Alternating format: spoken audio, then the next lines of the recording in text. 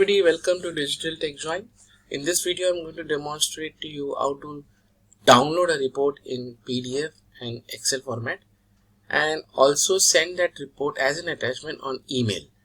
Now, before we proceed, please note that I had created a similar video which demonstrated how to generate a RDLC report. Now, in that video, I had shown you and demonstrated you how I've created an RDLC report, designed an RDLC report, connected to an MS SQL database to fetch the record and display the report on the front end. So I'll just run this report just to recap, and then I'm going to extend the same project to display the data in a view and provide the option to download the data in PDF and Excel format. So this was a report. Now I'm going to extend the existing project with this functionality. Second thing is that you need to add certain packages which I'll show to you. You go to your package, NuGet packages. There is a package called closed XML. I've installed this package in this project with version 0.93.0. Please install this package. Now let's proceed and include our data in the view. So we use a default view which is there available in index. I already had the HTML code with me, so I'm just going to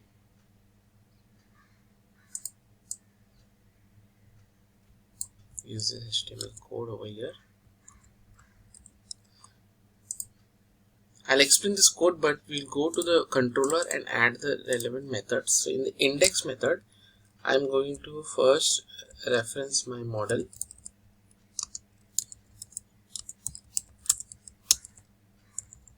And then I design the code.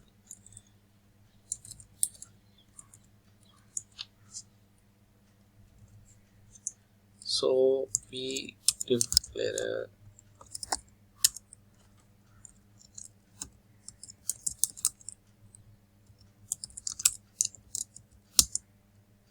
we invoke the dial class,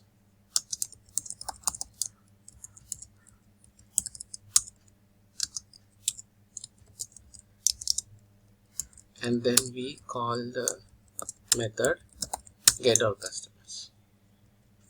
So this will return a list object, and then we will return this object to the view. In the index, what I have done is that I have referenced the model class, and then I defined a div, a table, and I am looping in through the model class which I am passing it in the view and displaying the record. So let's run this.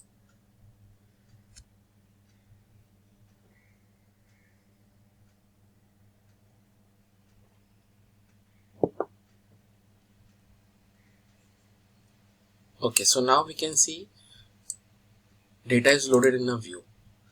Now we are going to add 3 buttons to download this data in PDF, Excel, and also email.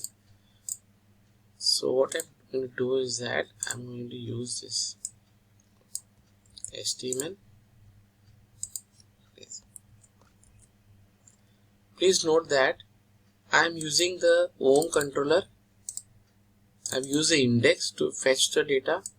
Now I'm going to add 3 methods. Now if you notice, there are 3 buttons over here of type submit.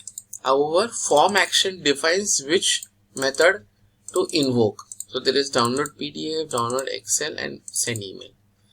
Okay, so this is very important. If you have a submit button and if you have multiple actions, then you use form action to indicate which controller method needs to invoke. So here what I'm going to do is that first I write a simple method to download this data displayed in the PDF format. Remember this method is going to indirectly call this list of you RDLC report, load that report, and then download it in the PDF format. Okay, so this is very important to understand. I'll show the code. So So we are going to write a method public file result and download PDF report.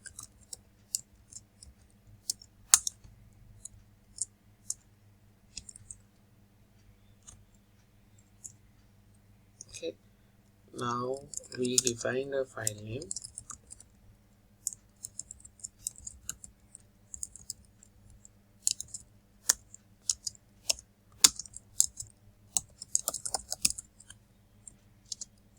This is a file name. I'm giving a dynamic name to it.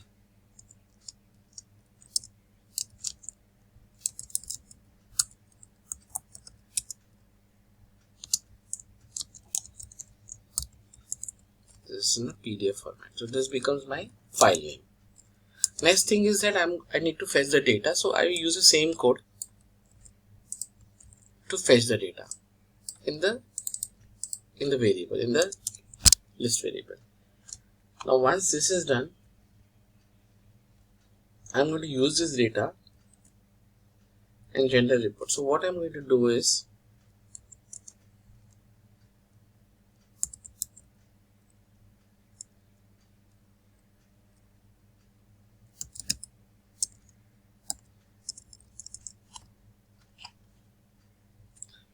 I need to reference the local report.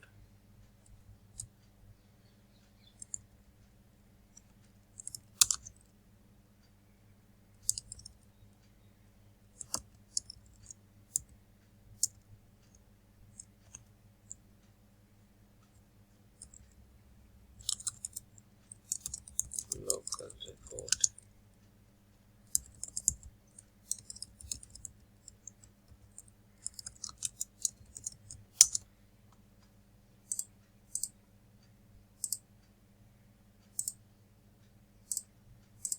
I've used this class Microsoft Reporting Web Forms. This will invoke this report, and then report.data.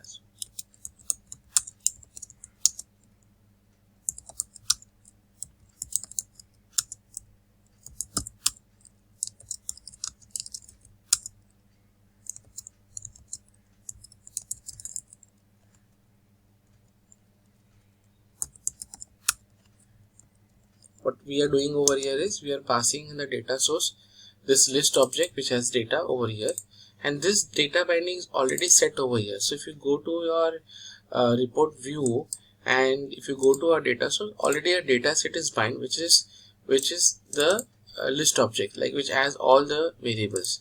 So this is, we are doing it runtime. So what we are doing is that we are declaring a local variable, local report. We are then passing that local report the data source which I have fetched over here, and now we need to load this report. So we say report path equals to server.map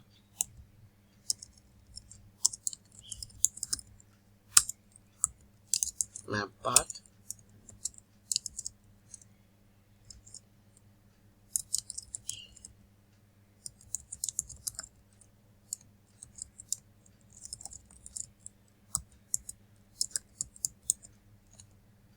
so we are passing this variable. So we are calling this report, this report over here.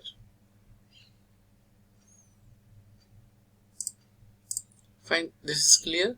So we are declaring a local report, we are passing in the dynamic data which is we have pre-populated already, we are passing that variable, and then we are telling the system, the code, that the report is available over here. So now it has everything, all the required parameters.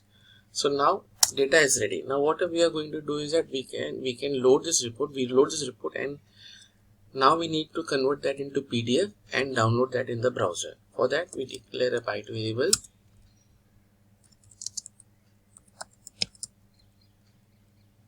and we call local report dot render,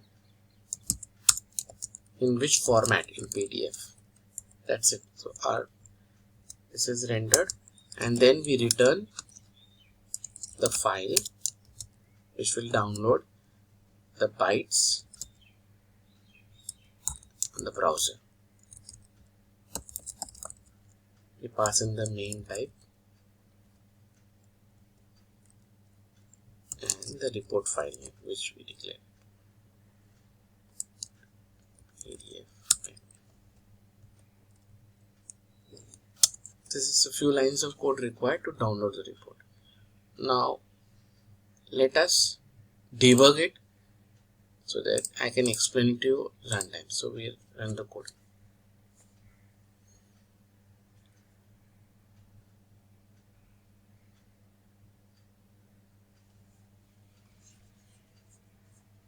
Data gets loaded. We have 3 buttons over here and we click on PDF download. Okay, so now we first define a dynamic file name. Then we load the data, which is a list view. Then we load the RDLC report. We provide the required data to RDLC report. Then we render that into a byte array. Yes, it's done. And then we download that into the browser. Yes, you can see it's getting downloaded. And here we have the report in a PDF format. So now let's go to our second functionality of downloading the same report in Excel format. Here we are using that package closed XML. So let's write the code to download the report in Excel format.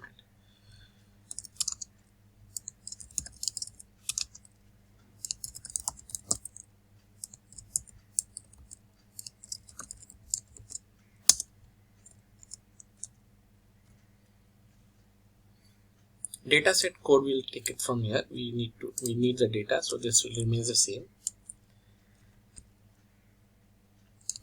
Now we create a data table.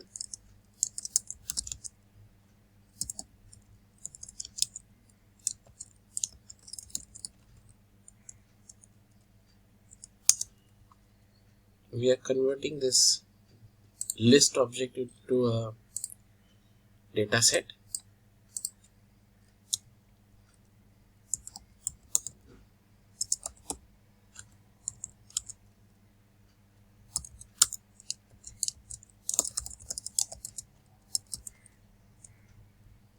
We define the table structure, runtime,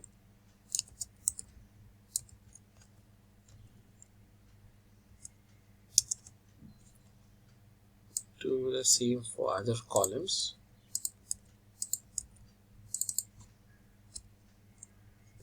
Customer name,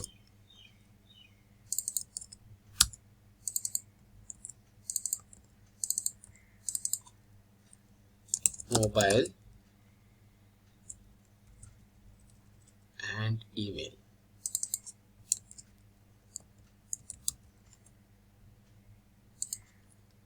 Once we have the data table defined, we need to loop in and fill in, pre-populate the data table. So for that we use a for each loop.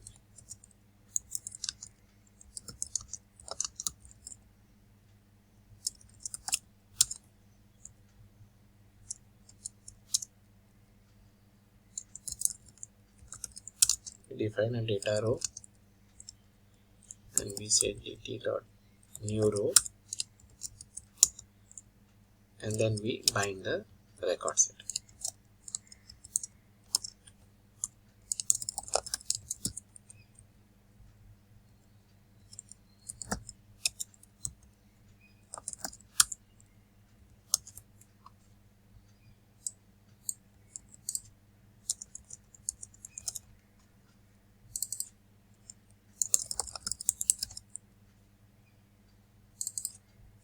Mobile and email.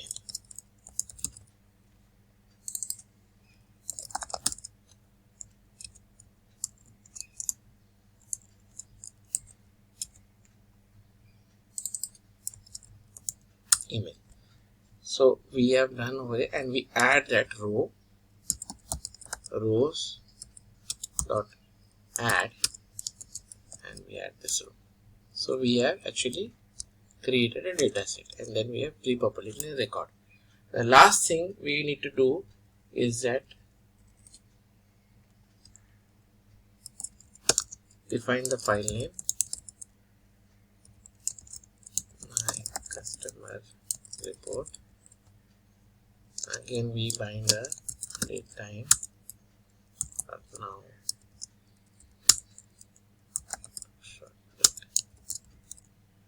Okay, now here we are using the closed XML code, XLS, Excel workbook. So we say Excel. So I guess we need to add the reference of closed XML using closed XML. Okay.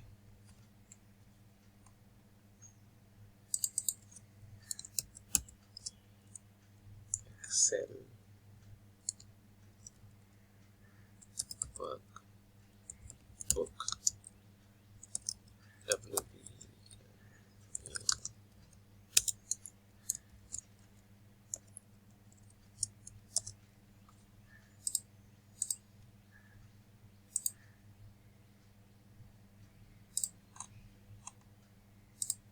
Yes.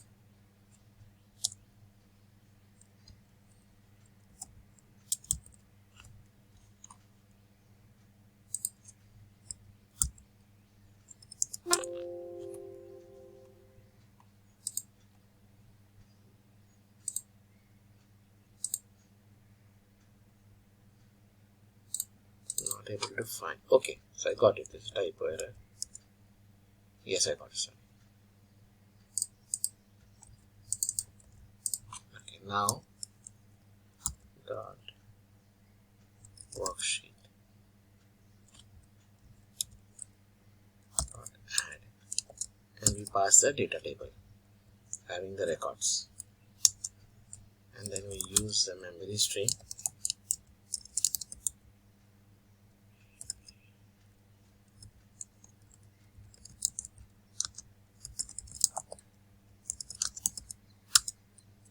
we need to add the reference, IO reference.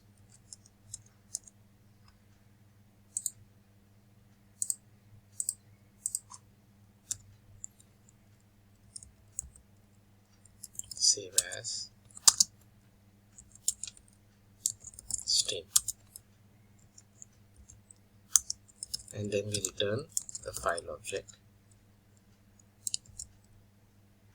stream dot to array, and then we pass in the main type. Now I found this main type on the internet. I'll show you.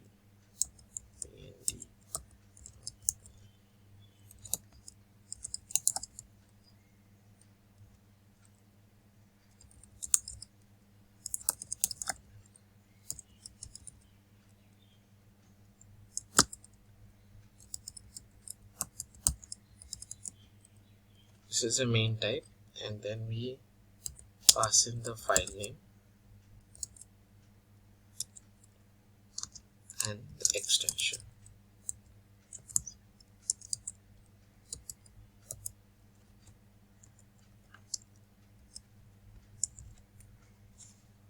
So if you need to find the main type, if you just type in or search this string, you might get. This is a URL that I found it, where it mentioned all the different types of extension and main types. I picked up this from this site, so I mentioned that. So this our code is ready. Let's debug and see. So this should download the report in Excel format.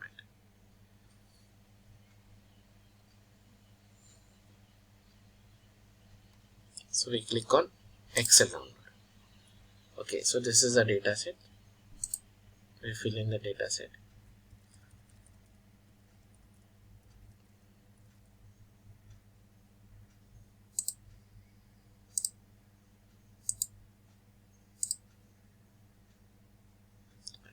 Let's debug it again. So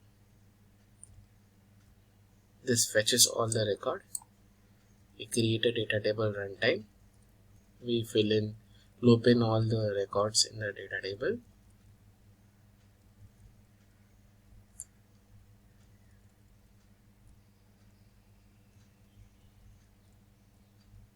Then we give it a file name. We use the WL workbook object of closed XML. We pass in the data table, we create a memory stream, and we then return it to the browser. And see, it gets downloaded. So let's open this sheet now. So you can see it is downloaded in Excel format. So just few lines of code and we are able to achieve the generation of PDF and generating a PDF and Excel report. Now the last part is that I will show you how do you write code to send this report dynamically on email. So I'll just show the code. I have the code ready with me. I'll just use the code over here. I explain the code to you.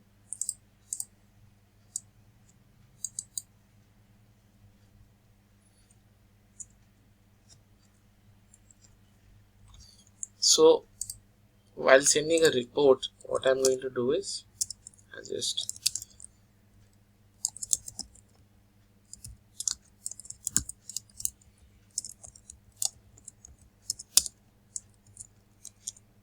first thing is that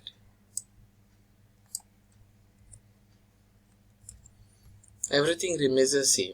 Now if you look at the code over here in the PDF download,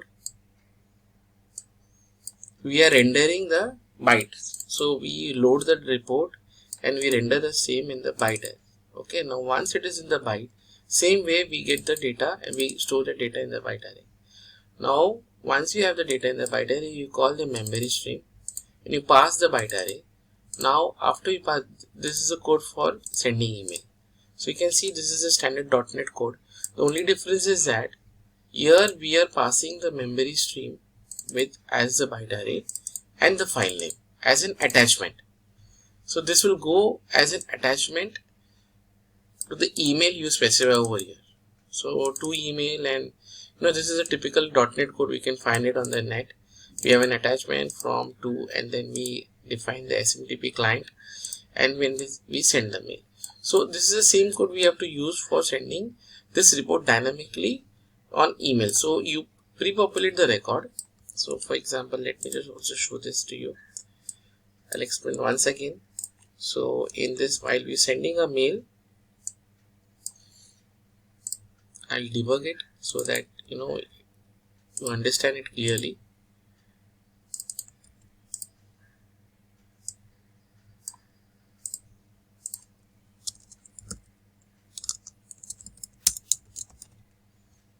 Now